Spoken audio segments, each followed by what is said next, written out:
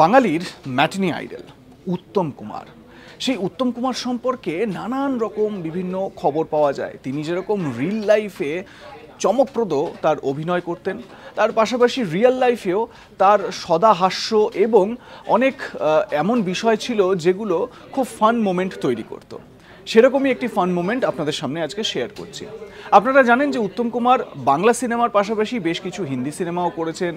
কিতাব, ছোটি সি মুলাকাত সহ বেশ কিছু হিন্দি সিনেমাও তিনি করেছেন।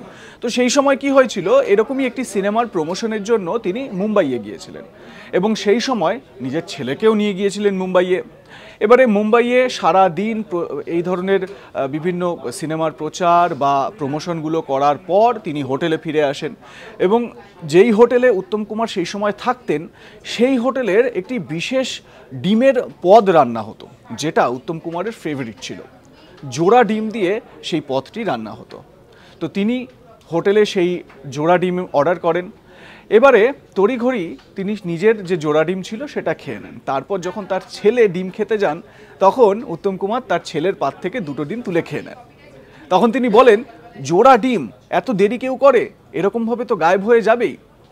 তো ছেলের মন খারাপ হয়, মুখ কাচুমাচু হয় দেখে উত্তম কুমার আবার হোটেলে অর্ডার করেন এবং অর্ডার করে তার ছেলের জন্য একটা জোড়া ডিম নয়, দুটো জোড়া ডিম মানে 4টে ডিম তার ছেলের জন্য অর্ডার করেন।